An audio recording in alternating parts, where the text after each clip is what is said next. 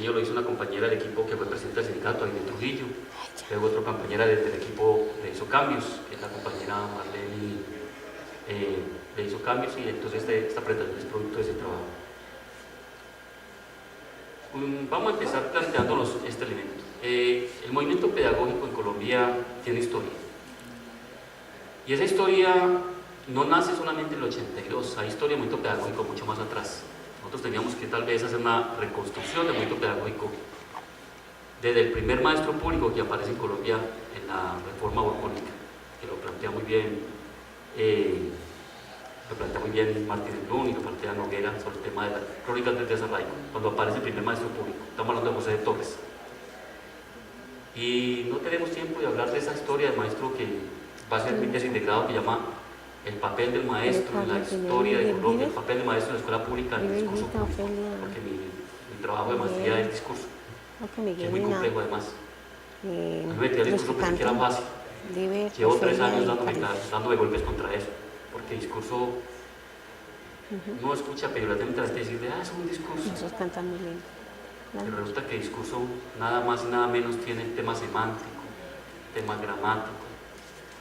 El discurso incorpora la pragmática, la filosofía del lenguaje, los actos de habla, la sociolingüística, incorpora lógicamente también teorías del discurso.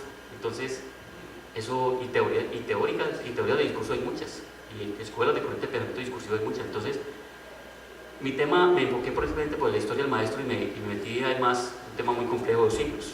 Entonces, no voy a hablar de la tesis acá porque nos daría esta mañana y mucho rato más. Un texto que ya tiene más de 250 páginas, donde hago todo, digamos, distintos momentos históricos, cómo está el maestro, cómo ha estado la escuela pública, y tengo esa mirada por lo menos general del proceso. Pero digamos que de ese maestro público José de Torres, de los maestros de la escuela de primera letra, de los maestros del siglo XIX, mediados del siglo XIX, de los maestros del debate con Agustín Nieto a principios del siglo XX, con Agustín Nieto, de la teoría libre, la teoría de Crowley, de Montessori y demás, los maestros de la tecnología educativa después del 50, el debate, pues aparece el movimiento pedagógico, digamos como un movimiento yo diría movimiento como una expresión organizada, que se organiza, que define unos objetivos, que define unas estrategias y que se define una forma de organización, una forma de expresión. Y ese movimiento, si fuéramos a hablar de movimiento pedagógico, tendríamos que hablar de la Marcha del Hambre del 66, los maestros que lucharon en el 66 de la Marcha de Santa Marta a Bogotá. Tenemos que hablar de los maestros del 70 que lucharon el estatuto docente, entre huelgas muy duras, la del 71, la del 77 y la del 78 con el gobierno Turbay, 78-79. Yo estaba muy pelado en esa época, pero fueron casi como medio huelga, creo, ¿cierto? Fue muy larga. ¿Por qué el tema del movimiento pedagógico tenemos que hablar del estatuto docente? El estatuto docente le permitió al magisterio tener estabilidad, y esa estabilidad le permitió al magisterio poderse proyectar. Muchos maestros, como lo plantean ahora, es una palabra, no sé si muy dura, los maestros de esa época eran maestros teguas, eran maestros que, mi maestro, por ejemplo, de bachillerato, del colegio Rafael Uribe, muchos maestros eran maestros bachilleres. Los maestros de ciencias naturales eran un carnicero, por ejemplo, era carnicero, el profesor carnicero, y era un buen maestro. Mi maestro de ciencias naturales también fue uno que es botánico, que es homeópata. Mi maestro de física, bueno, el profesor de Arcibo era físico, por lo menos profesor de tirosí. Pero estamos hablando de varios más. Chopin Mesa. Chopin se hablaba de la botánica y era el maestro homeópata, ¿cierto? Otros maestros, muchos de ellos obtuvieron licenciatura en la libre, en 3 semestres. Entonces, bien interesante porque los maestros no tenían ni licenciatura, ni maestría, ni doctorado, pero eran maestros, en mi opinión, muy buenos maestros, muy buenos maestros. Muchos de ellos viven, algunos de ellos ya fallecieron, de mis maestros del bachillerato, me acuerdo recientemente el maestro que daba matemáticas, de filosofía, que marcó mucho mi vida, digamos el maestro desde entonces, del año 85, 86, 81, Entonces, cuando hablamos de movimiento pedagógico, decimos que nació en el 82 en Bucaramanga. Digamos, el Congreso de FECODE en 1982 definió lanzar el movimiento pedagógico. Y esto para nosotros es muy interesante. ¿Por qué? Colombia es un referente latinoamericano e internacional. En Colombia, voy a decir una palabra de pronto, unos conceptos de pronto para algunos muy exagerados. En Colombia tiene más reconocimiento pedagógico desde afuera que desde adentro. Usted habla con los chilenos, usted habla con los argentinos, usted habla con los brasileños. Y los brasileños tienen un inmenso cariño con Colombia, el movimiento pedagógico. Y el cariño con el movimiento pedagógico colombiano tiene que ver con que mientras Colombia debatía movimiento pedagógico, ellos están atravesando dictaduras militares. Todo el cono sur, Argentina en 1973, Chile en 1976, Argentina en 1971. Chile en 1973, ayer se cumplieron unos años de ese proceso de golpe de Estado. Chile, Argentina, Brasil, Bolivia, todo el cono sur estaba en dictaduras. Uruguay, curiosamente muchos de los que pasaron la dictadura hoy son gobernantes. Bien paradójico, alguna parábola, porque hoy los que están gobernando esos países, Bachelet en Chile, Dilma Rousseff en Brasil, Mujica en Uruguay, fueron expresión de esa resistencia contra la dictadura, y desde la clandestinidad a unos, de la resistencia a otros, y todos ellos pagaron cárcel, pagaron tortura. Yo recuerdo, pues, digamos, esa historia para mostrar que mientras ellos estaban en dictadura, nosotros estábamos hablando de movimiento pedagógico. La presidenta de CETERA, del Sindicato de Trabajo de la Educación de Argentina, nos decía hace 2 años en un evento, nos decía: nosotros admiramos al pueblo colombiano, porque mientras ustedes están hablando de movimiento pedagógico, nosotros estamos escondiéndonos de la dictadura. Y este movimiento pedagógico le abrió camino a América Latina. O sea, yo quiero plantearlo porque uno escucha colegas y a veces académicos en Colombia hablando con menosprecio del movimiento pedagógico en Colombia, cuando este movimiento le aportó realmente, hizo un faro a América Latina. Entonces, este movimiento nace en el 82 en Bucaramanga, pero no tenía claridad qué se iba a hacer con el movimiento pedagógico. O sea, no se sabía, se decía, bueno, movimiento pedagógico, pero bueno, ¿eso qué es? Entonces, este congreso faculta una comisión del mismo congreso que dice: ustedes van a plantear qué va a ser el movimiento pedagógico, cómo organiza el movimiento pedagógico, cómo se organiza, qué criterios. Sería muy largo hablar de todos los elementos que están ahí. Está la revista, creo que número 6, número 7 de Educación y Cultura. Pero el movimiento pedagógico se define en todas unas tesis de movimiento pedagógico. Lanza unas tesis. Esas tesis están planteadas y lanza una estructura organizativa que son los Centros de Estudios e Investigación Docentes CEIT. Y se define también que el movimiento pedagógico va a tener unos medios de difusión que son los correos pedagógicos, que va a ser la revista de Educación y Cultura, los medios de difusión que tengamos a disposición, y que lógicamente el Congreso se organiza a través de muchos mecanismos, uno de ellos pues a través de los foros educativos, a través de los congresos pedagógicos, a través de los encuentros pedagógicos, a través de las tertulias y muchos mecanismos que se dieron en el país. Que este movimiento pues tiene variadas expresiones. Ayer recién nos hablaba de la experiencia del movimiento pedagógico de Huila. Ese movimiento tuvo un desarrollo muy importante en Huila porque allá se planteó lo que fue la propuesta de nueva escuela, de un movimiento pedagógico. Entonces, ese movimiento pedagógico, digamos, nace en el 82 y lógicamente tuvo como elementos importantes, y aquí lo quiero plantear también, pues también en mi tesis, ¿verdad? Yo digo que por primera vez el maestro público en Colombia, digo por primera vez, puede que esté equivocado, ojalá haya otra tesis que me demuestre, pero digo que el movimiento pedagógico permitió que el maestro tuviera voz, que el maestro hablara de pedagogía, que el maestro hablara de didácticas, de evaluación, que el maestro, mire, esos temas que hoy están en la opinión pública, formación docente, calidad, eso fue planteado en la década 80. Todos esos temas están planteados desde la década 80. Usted coge la revista de Educación y Cultura, que tiene 105 números, y encuentra revistas dedicadas a un tema. La formación de los niños, el tema, digamos, de las normales, la historia del maestro, la formación del maestro, la evaluación, la calidad, todos esos temas vienen desde esa época. O sea, estamos hablando de 1986 para acá. Existen distintas producciones teóricas del tema. Pero además, el movimiento pedagógico permitió que se debatiera públicamente el tema educativo. Que el tema educativo fuera un tema de debate público planteado por los maestros.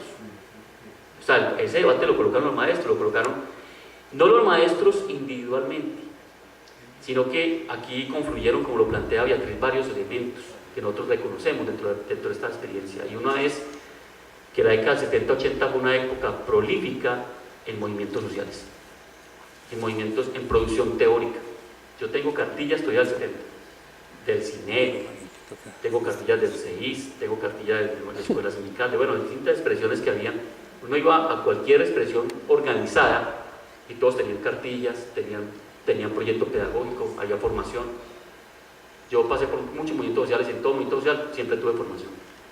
Formación cooperativa, formación, digamos, de viviendista, formación de movimientos sociales con los servicios públicos, y en todos había expresión pedagógica. Entonces, este movimiento permitió también un elemento importante, y es la Ley General de Educación del año 93, la Ley 93 del 94, perdón. Y esta ley, que hoy cumple 20 años, el magisterio no la ha asimilado, lo que esa ley aportó, los elementos positivos de esa ley. Esa ley es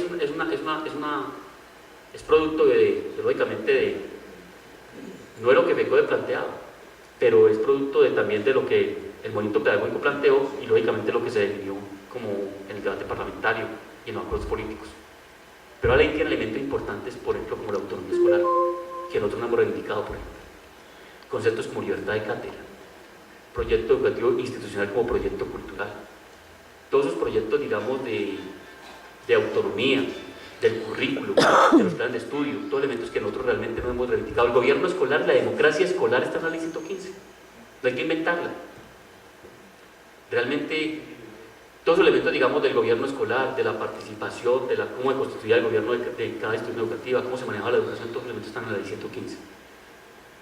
Pero, curiosamente, y también se definió la ley 60, el criterio de financiación, que fue el situado fiscal. Bueno, yo no hablo de ese tema, que es un tema bastante largo también, del famoso financiamiento de la educación a través de la ley 60, ¿cierto? Situado fiscal que crece por la economía y que le diga que cada día se financiara mejor la educación a partir de ahí. Nosotros vamos a ver varios desafíos de movimiento pedagógico. Ese movimiento pedagógico, hay un elemento que pasó en estos 20 años, que es como una hipótesis, y yo digo que hoy se habla más de educación que de pedagogía. Es una hipótesis particular. Yo pienso que hoy lo que está en los medios no es la reflexión pedagógica, es más la reflexión sobre el tema educativo, el sistema educativo, cómo funciona. El artículo de Callao esta semana, aquí no había sistema, había un archipiélago ahí que ha sido que ha sido una agregación de cosas, pero no se ha construido un sistema como tal, pero plantea Callao en el artículo del Tiempo esta semana.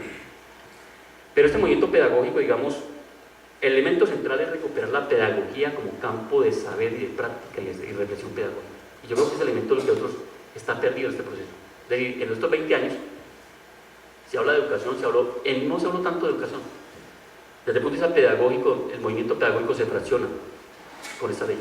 Curiosamente, la ley que nos da el avance significó la ruptura del movimiento pedagógico. Después del 94, el movimiento pedagógico entró en una crisis, de la cual hoy estamos todavía tratando de salir. Y ese debate se da con los académicos, fundamentalmente con los centros de investigación que plantean la constituyente educativa. Ellos decían, los elementos del movimiento pedagógico no están incorporados en la ley, y por lo tanto hubo un debate. Y hubo también, lógicamente, polarizaciones ideológicas y demás alrededor de ese tema, pero bueno, en esencia, el movimiento pedagógico, entonces hoy nosotros planteamos que debe recuperar la pedagogía como campo de saber y reflexión. O sea, que la pedagogía sea el elemento fundante de nuestra profesión. Que nosotros, digamos, somos maestros, somos profesionales de la educación, somos intelectuales, somos académicos, porque tenemos un saber, y el saber pedagógico lo tenemos, el saber pedagógico, pero hemos, digamos, no de manera sistemática, como en la época del 80, de manera sistemática reflexionar sobre el tema. Entonces, lo hacíamos colectivamente. Si estamos hablando, hoy se habla de pedagogía, pero yo diría que en esa época era mucho más en todo el debate. Permitió posicionar al maestro como sujeto de saber y experiencia. El maestro aparece como un personaje público que debate públicamente políticas. Se recupera la institución escolar como espacio de poder y participación. Experiencias en el Huila, experiencias en Cibaté, experiencias en el maestro itinerante aquí en Caldas, que ustedes conocen mejor que yo, vieron experiencia, muchos de ustedes. Aportó la historia de la educación y la pedagogía en Colombia y convirtió al sindicato como interlocutor de políticas públicas en materia de educación y de pedagogía. O sea, este elemento, quiero hacer énfasis porque la pregunta que muchos dicen es que ¿para qué es un sindicato? No, el sindicato es para defender la parte no más laboral y prestacional. Muchos nos dicen eso. Ustedes solamente dediquen al salario, a las prestaciones, a la estabilidad, pero ¿qué se van a preocupar del tema pedagógico? Eso es el tema de otros. No, ese tema es nuestro. Ese tema es el tema central nuestro. Entonces, este movimiento pedagógico, digamos, el sindicato de la Federación Colombiana de Educadores y los sindicatos que trabajan en este proceso. Lo otro es que el movimiento entra en crisis por varios factores, unos internos y otros externos. Esto lo plantea Abel Rodríguez, que fue presidente de FECODE, en esa época, el 82, cuando el Congreso Pedagógico. Y él dice que la ley 115 nos generó, sobre esto hay 3 libros, está 20 años de movimiento pedagógico, están 25 años, están 30 años, o sea, sobre eso estaban 3 libros, donde participa Horacio Quiseno, Alberto Martínez Blum, donde participan investigadores académicos, eso está en 3 libros, o sea, podemos hacer una historia del movimiento pedagógico en 3 libros por lo menos, donde hay distintas visiones, hay unos que dicen ya no es movimiento pedagógico, otros dicen que el movimiento pedagógico está en reconstrucción, otros dicen que bueno, pero en esencia nosotros partimos de que es el movimiento pedagógico.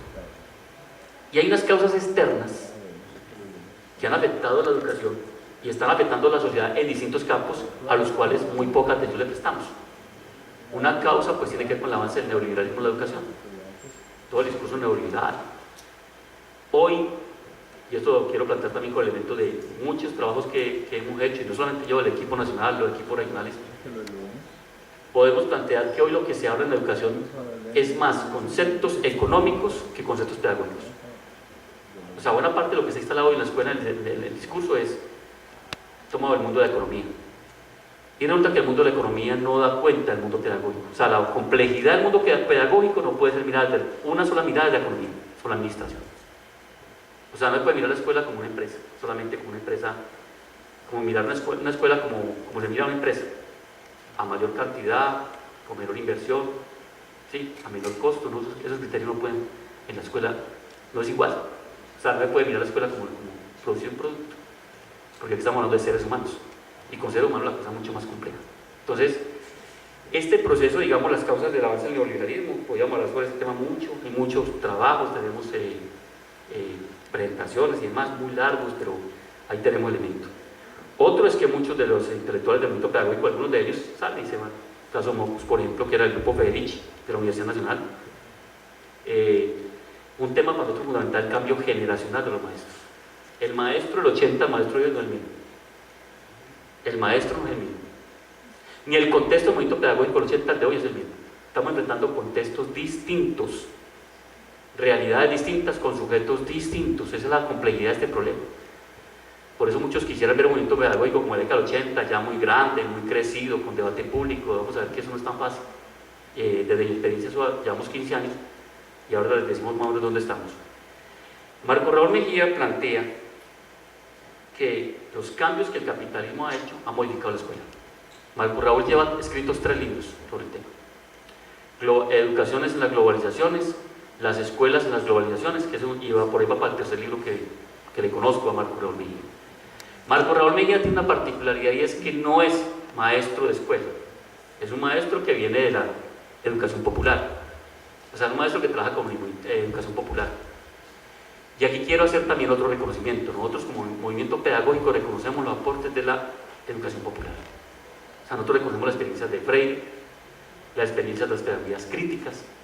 Nosotros reconocemos distintas tradiciones que han habido a Orlando Falborda aquí con la IAP, que en un tiempo también le dieron mucho garrote, pues porque la hacía solamente era un activismo que no generaba formación y bueno, todo eso. Pero me parece que todos los elementos han incorporado aportes a este proceso. ¿Qué dice Marco Raúl rápidamente de la globalización? Su libro son de 400 páginas.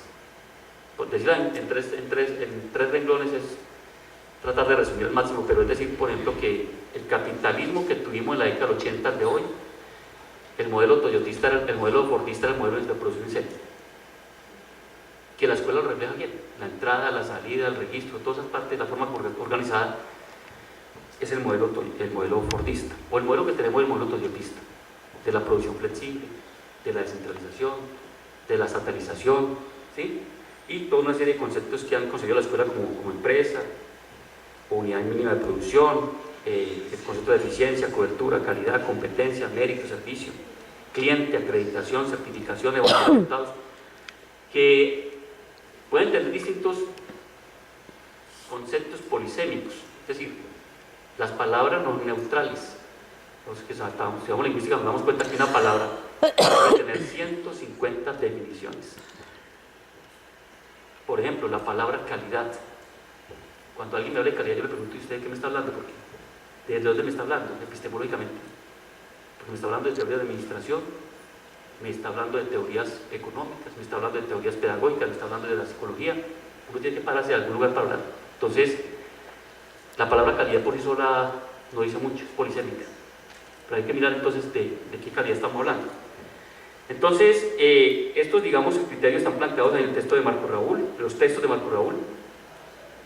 Tenemos varios aspectos que debemos enfrentar, como el cambio generacional de la profesión docente, cambios en la subjetividad de los maestros y los estudiantes.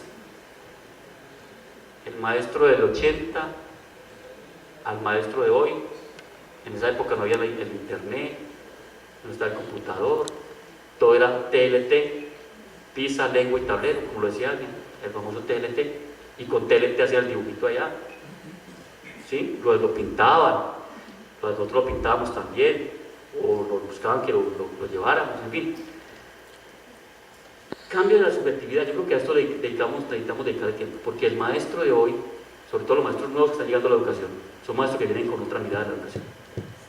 Al maestro que se está yendo con la memoria del movimiento pedagógico. Es una realidad que estamos viviendo, con la experiencia. Usted habla con los maestros nuevos y dice, no, es que ustedes como sindicato no sé qué, tal cosa, y hacen críticas y a veces no tienen ni idea de la historia de este proceso. Cuando usted demuestra la historia, entonces, ¿cómo ha costado esto de harto? Entonces empiezan a entender ante otra mirada, pero muchos maestros no tienen esa mirada, porque tampoco la escuela de esta época es igual, porque la academia tampoco es igual. Nosotros mismos formamos universidades con pensamiento crítico, ¿cierto? Facultades de educación, ciencias sociales que ya no existen. Bueno, todas esas cosas que podíamos hablar mucho rato, pero... El otro, las nuevas tecnologías que han influido mucho la vida y que han modificado mucho nuestra cotidianidad en términos generales. La existencia de varios procesos pedagógicos dispersos, escasa formación sindical y política de los nuevos educadores, privatización, deterioro de la imagen y prestigio del maestro. Yo me quiero detener un poquito acá. Ayer decía, no sé si era ayer alguien decía, bueno, el maestro de hace una época era un maestro que tenía reconocimiento, por lo menos social. Salarialmente no. La pelea nuestra toda la vida ha sido por salarios, prestaciones, estabilidad y demás. Desde José de Torres hasta hoy estamos perdiendo por mil. Y eso lo plantea en un resumen Martínez Blum, donde dice, en su libro plantea eso, el maestro toda la vida ha peleado por salarios, por prestaciones, porque realmente, y lo quiero plantear acá, esta profesión hasta hoy no es una profesión de prestigio. Es decir, las profesiones de prestigio para el siglo XVIII eran ser médico, teólogo, el derecho, fundamentalmente. Eran las tres carreras. A mediados del siglo XIX era lo mismo. A principios del XX y hasta mediados del XX y después del XX, las ingenierías, ser ingeniero, ser médico. Pero el maestro no parece como una profesión de prestigio. Y tiene mucho, en parte tiene que ver con la parte salarial también. No necesariamente exclusivamente salarial, pero también es decirle a la gente, bueno, usted es muy importante, le pagamos más. Eso tiene mucho que ver también con la parte de reconocimiento, pero no solamente la parte salarial, pero es una parte importante, porque en la historia del magisterio ustedes se darán cuenta que en distintos momentos el maestro aparece como una profesión pálida. Es decir, lo que decía, por ejemplo, Moreno Escandón, del maestro itinerante, por ejemplo, que era uno que enseñaba a saber por una vela, un real y un plato de pan semanal. O lo que decía Mariano Espina Rodríguez a mediados del siglo XIX. Los maestros no se dedican a enseñar porque están dedicados a otras cosas, porque el salario no les alcanza. Están dedicados a otros oficios. Y yo me haría la pregunta que está pasando hoy con los maestros, si no están dedicados también, no a otros oficios, pero sí a atender varias partes para poder tener un salario. No solamente en lo básico, en la universidad también. Entonces, estamos viendo que ese tema del deterioro de la imagen y prestigio de la profesión del maestro tiene causas, muchas causas. Aquí no tengo tiempo para dedicarme a hablar todas las causas, pero hoy lo que uno alcanza a leer en la prensa y lo que uno alcanza incluso en el lenguaje cotidiano de los estudiantes, en muchos estudiantes, algunos estudiantes, bueno, no muchos, pero sí algunos, es la imagen del maestro, es la estigmatización del maestro público, la imagen de que el maestro ni sabe ni enseña, como le digo a la ministra por acá en Pereira, que estuvo por acá, echó el discurso y se fue, que es que el maestro hoy no enseña, es que el maestro no sabe, que quiere formarlo, porque el maestro ya no sabe, ¿no? Entonces todas las cosas, digamos, pero hay deterioro de la imagen del maestro y queremos que eso merita que le dediquemos tiempo. Y yo diría que buena parte está de la parte de la mirada externa, pues también es lo que tenemos que ver nosotros internamente. Yo siempre le digo en la historia que hay dos formas de dominar la historia. Dos formas. Yo soy historiador. Una forma es hacer invisible al otro, que el otro no aparezca. Por eso los esclavos no aparecen en la independencia como luchadores. Los negros que levantaron la independencia, los campesinos, los artesanos y demás. Las mujeres en la historia, pregúntenme dónde están en la historia, escrita. ¿Dónde están? Hoy aparecen, pero en todo lo largo de la historia, miremos los textos dónde están, ¿cierto? Los esclavos y demás. Esa es una forma. Y la otra forma, si no se puede dominar, entonces hay que estigmatizarlo. Sencillito. Por ejemplo, cosas como lo dice Van Dijk, John Van Dijk, en Holanda. El 95% de las noticias en Holanda contra los inmigrantes son negativas. Son ladrones, traen problemas, son incultos, son ignorantes, nos quitan los puestos, aunque no sea cierto. Son el 2% de la población, pero dicen que ellos se quedan con empleos. Bueno, realmente todo el estigma construido en discusiones. O sea, una forma de dominar ese discurso. Por eso el discurso hay que mirarlo bien. No decir, eso es un discurso ahí. No, el discurso hay que mirarlo con seriedad. Con seriedad, pues, con profundidad. En esta parte también entonces hay unas demandas del movimiento pedagógico. Nosotros tenemos que aportarle a la formación del nuevo maestro, aportarle, no, lo están haciendo, pero también aportarle herramientas. Trabajar también como movimiento social, o sea, nosotros decimos que no solamente nosotros hacemos pedagogía, nosotros decimos que el movimiento indígena, por ejemplo el Cauca, tiene desarrollo pedagógico, Cauca, tiene universidad, tiene publicaciones, tienen textos, construidos por ellos, tienen maestría, movimiento indígena de Cauca. Eso debería tener movimiento campesino también, movimiento trabajador debería tener eso. Nosotros deberíamos tener un activo instituto de formación pedagógica de trabajadores, por ejemplo. Aquí no lo hay. En Brasil está el Instituto Paulo Freire, trabaja con movimientos sociales. Y trabajan con movimientos sociales. Paulo Freire, que estuvo con nosotros en un encuentro. Está también entonces el tema de recuperar al maestro como intelectual, como sujeto de saber. Nos toca el cambio de la organización sindical para adecuar este proceso también. Contribuir a algo que dejamos perder es la vinculación de escuela-comunidad.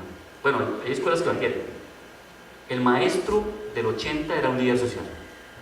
Era el que organizaba los campeonatos en los barrios, era el que organizaba también actividades culturales, tenía un reconocimiento. Y nosotros, bueno, por tanto trabajo también hemos estado vinculados al trabajo, digamos, de la comunidad. Construir comunidad académica, con pareja, con estudiantes y demás. Y aquí entonces tenemos varios elementos para trabajar, como las concepciones capitalistas en la educación, corrientes pedagógicas, evaluación escolar, conceptos curriculares, didáctica de las ciencias, democracia, conceptos de la enseñanza, interculturalidad, tecnologías en la escuela, educación y pedagogía popular y concepciones sobre el conocimiento. Había mucho que hablar de esto, pero no hay tiempo. La idea es más como un intercambio de ideas, de experiencias, me parece más importante. Nosotros estamos trabajando la idea del conocimiento, análisis de la escuela, profesión docente, experiencias pedagógicas alternativas y significativas y relación escuela-comunidad. Y estamos haciendo varias cosas, entre varias cosas, por ejemplo, estamos trabajando tertulias, hemos hecho varias tertulias, hemos publicado correo pedagógico, ya vamos el número 7, aquí es lo que hace 4 años no publicamos correo pedagógico, eso ya es problema nuestro. Hemos trabajado, tenemos un programa de radio, un programa de televisión, tenemos página web, estamos operando el programa de televisión, estamos operando ya como montar el programa de televisión, de media un magazine, y estamos preparando congresos. En la última etapa, antes de esta parte, gracias, plantearles que ustedes dirán, bueno, esta es la parte teórica, la práctica cómo es. Cuando yo empecé el movimiento pedagógico éramos 5 personas hablando del tema pedagógico. Y a veces decíamos, parecemos 5 Quijotes hablando de ese tema. De esos 5, del 2000 pasamos a decir, vamos a constituir equipos y vamos a hacer temas de formación pedagógica. Aquí trajimos a Marco Raúl Mejía. Con Marco Raúl Mejía trabajamos seminarios de 3 días de temas de investigación, evaluación, escuela. Hemos traído a Sergio Zubiriel. Hemos traído a personas que trabajan el tema del currículo, a Portela, que no tiene nada que ver con Portela de acá. Henry Portela. No le preguntamos qué concesión defiende. Uno es fenomenologista, el otro defiende la educación popular. Lo que hemos hecho es procesos, digamos, de formación, seminarios de formación con alta rigurosidad.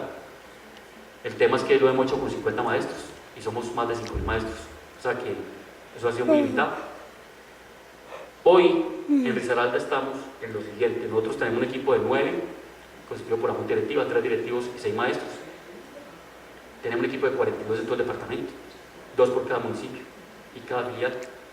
Y tenemos equipos en casi el 95% de los municipios. O sea, en este momento hay equipos en Quinchía, hay equipos en todos los municipios. Esta semana estuvimos hablando con los rectores de Quinchía, con los directores del núcleo, de allá y los maestros de allá. Hay equipos en todos los municipios en este momento de trabajo pedagógico. Estamos, para terminar, diciendo que después de 20 años, el año pasado, la 19ª Asamblea Federal de la Federación Colombiana de Educadores definió en la Comisión Segunda y en las conclusiones fortalecer el movimiento pedagógico, darle toda la fuerza al movimiento pedagógico, convocar congreso pedagógico para el 2015.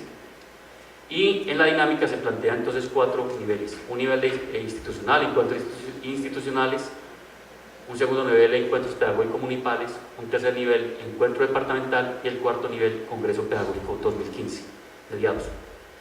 Definió 9 categorías de discusión a nivel de movimiento pedagógico. Estamos hablando de política educativa, movimiento pedagógico, pedagogía didáctica e investigación, formación docente, nuevas tecnologías, modalidades educativas. Estamos hablando de la democracia escolar, la evaluación curricular, etc. Y la escuela como espacio de paz. Son temas que están en nuestras categorías de discusión. Y se ha dicho que ese movimiento pedagógico hay que hacer los congresos con la academia, con las facultades de educación, con los investigadores, con los centros de educación popular, con las facultades, con las normales, con los maestros, con estudiantes, etc. O sea, ese movimiento no es exclusivamente el magisterio. Entonces, decirles que tenemos mucho trabajo. Esto podríamos tener las 24 horas del día y no nos alcanza el tiempo. El equipo estamos trabajando, estamos dinamizando este proceso. Hemos reunido equipo este año 3 veces. Vamos para la 4ª, ahorita el 2 y 3 de octubre. Vamos para el maestro digitalizado, en el cual la actividad pedagógica, en la mañana actividad pedagógica, ya lo llevamos 6 años haciendo actividad pedagógica. Todo ese equipo se desplaza por todo el departamento con los maestros. Vamos a traer algunos partes académicos de Bogotá, vamos a traer a compañeros del CEI Nacional. Y la idea entonces es hacer el proceso pedagógico el día del maestro digitalizado, que está planteado para el 24 de octubre. Bueno, a grosso modo eso es lo que nosotros hemos hecho. Hay muchas cosas que hemos hecho, pero el tiempo no nos da. Pero decirles que estamos como Centro de Estudios Investigadores Docentes de Risaralda, como CEI Nacional, como CEI equipos regionales, impulsando todas las tareas de movimiento pedagógico dedicados a eso. Se publicó la revista PEPA, que ahí está por ahí en circulación para un proyecto alternativo. Está en camino el número 2 de la revista. La revista Educación y Cultura se indexó, ya esa revista que muchos también, curiosamente, la leen más afuera que adentro del país. Esa revista es obligatoria en facultades, en maestrías en Argentina, por ejemplo. Y esa revista hoy es una revista que está en Policromía, se puede escribir a la revista, están recibiendo artículos de las regiones para la revista. Es una revista que está indexada con la Universidad Autónoma de México, la UNAM, y es una revista que hoy es también referente. En Colombia han desaparecido muchas revistas educativas, esta se mantiene. A pesar de todos los avatares, a pesar de todos los problemas, a pesar de todo, se mantiene la revista de Educación y Cultura. Entonces, decirles que aquí estamos, o sea, que el movimiento pedagógico hay. A mí no me preocupa que el auditorio esté lleno.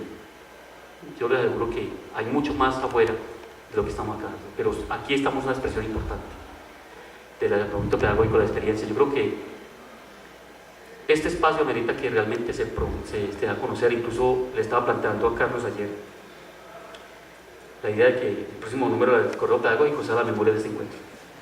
O sea, que lo que se dijo en el encuentro, las ponencias, las reflexiones, las poesías, podamos hacer un correo pedagógico con la memoria de este encuentro pedagógico. A propósito de la invitación que nos hizo Carlos Aracay, que agradecemos y creemos que este espacio es muy importante lo del día de ayer y lo del día de hoy. Y decirles que estamos desde nuestro punto de vista dispuestos al trabajo donde nos llamen. Allá vamos a estar con rectores, con coordinadores, con secretarios de educación, con directores de núcleo, con maestros, con estudiantes. Ahí estamos. Estamos acompañados también, hemos acompañado a la secundaria, que hizo congreso, 7º congreso. Ellos tienen componente pedagógico y sacaron un test de movimiento pedagógico, movimiento secundarista. Y estamos también en la idea de articular con movimiento estudiantil universitario. Entonces, la idea es generar esto un debate público, que hagamos de la educación un debate público y que realmente, como estamos planteando acá todos, que ojalá el día un día Colombia tenga de la educación como elemento central, sea la profesión más importante, y que Colombia tenga un sistema educativo, como tienen muchos países, lo mejor sea la educación en Colombia y entre ellos la educación pública. Muchas gracias.